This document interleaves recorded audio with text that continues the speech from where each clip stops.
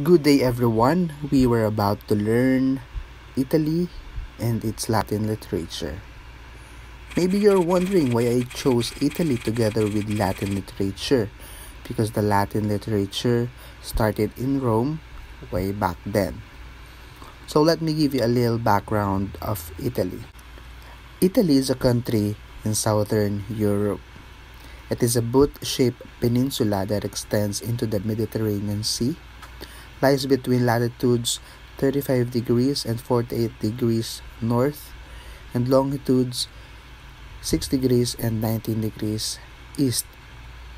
Italy is bordered by France, Switzerland, Austria, and Slovenia in the north, two independent mini-states, San Marino and Vatican City. Rome is the capital of Italy and its largest city. Italy is about 116,000 square miles in size. The United States is about 3.79 million square miles, meaning that the United States is about 33 times larger than Italy. For this video, we will discuss all about Latin literature. But before that, I will give you the objectives and overview of the topic for this video. First, the introduction to Latin literature, ancient Latin literature, and then the genres, Latin prose, Latin poetry, and then we will be discussing the timeline of Latin literary development. So without further ado, let's get started. Latin literature. When we say Latin literature, it is the body of writings in Latin, primarily produced during the Roman Republic and the Roman Empire, when Latin was a spoken language. When Rome fell, Latin remained the literary language of the Western medieval world until it was superseded by the Romance languages it had generated and by other modern languages. After the Renaissance, the writing of Latin was increasingly confined to the narrow limits of certain ecclesiastical and academic publications. Ancient Latin literature.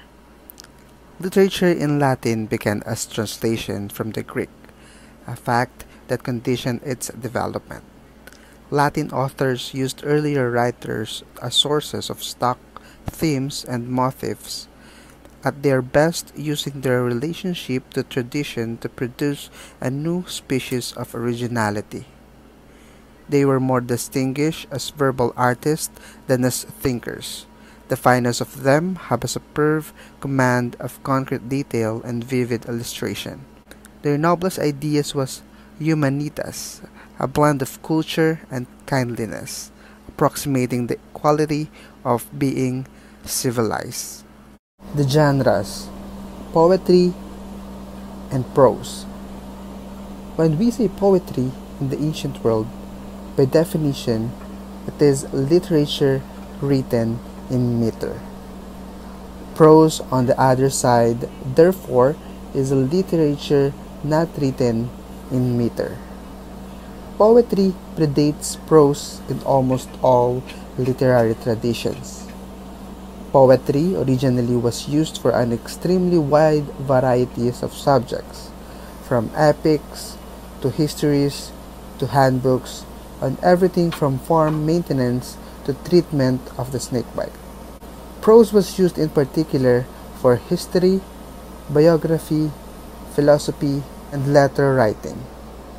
Many Latin prose authors still retained poetic elements in their writing, especially Livy, who was praised for his Lacti Ubertas. Timeline of Latin literary development. Pre-classical. Epic poetry is written in saturnines, and later dactylic hexameters. Ennius is considered the father of Latin native poetry. This covers the time frame of the late Republic through the early Empire. generally coinciding with the Cicero Augustus period. The most famous Latin works of prose and poetry generally come from this era. Silver Age. These are post-Augustan writers, generally considered by modern languages to be of lesser quality, although there are exceptions. Poets include statues. The stars of this age are the historians and biographers such as Tacitus and Suetonius. Late Antique. Christian writing begins to dominate the late Empire, and vulgar Latin begins to take dominance over classical. This is the time frame of Jerome, Augustine, and other Latin church fathers, and poetic developments includes Christian hymns such as those written by Venantius Fortunatus. Medieval and Neo-Latin. Latin continues to be the international language of scholarship in Europe. Famous authors include such varied writers as Thomas Aquinas and Isaac Newton. Famous prose authors. Livy. Livy was a historian who wrote about the history of Rome from its founding to the age of Augustus. Much of his eminent work is lost. Tacitus. Tacitus was a Silver Age historian who wrote the history of the early empire. He is powerful but difficult to read. Seneca, the advisor to the Emperor Nero until he was forced to take his own life, was also a particularly famous Stoic philosopher. He was, and is, criticized for not having practiced what he preached, but some of this may be defamation.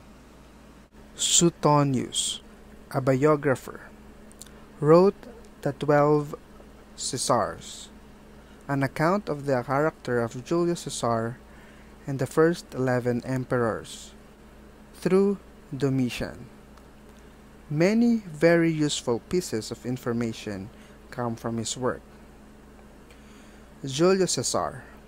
He was not only a powerful politician and soldier, but also a popular orator and author of very effective terse prose commentaries on his political exploits.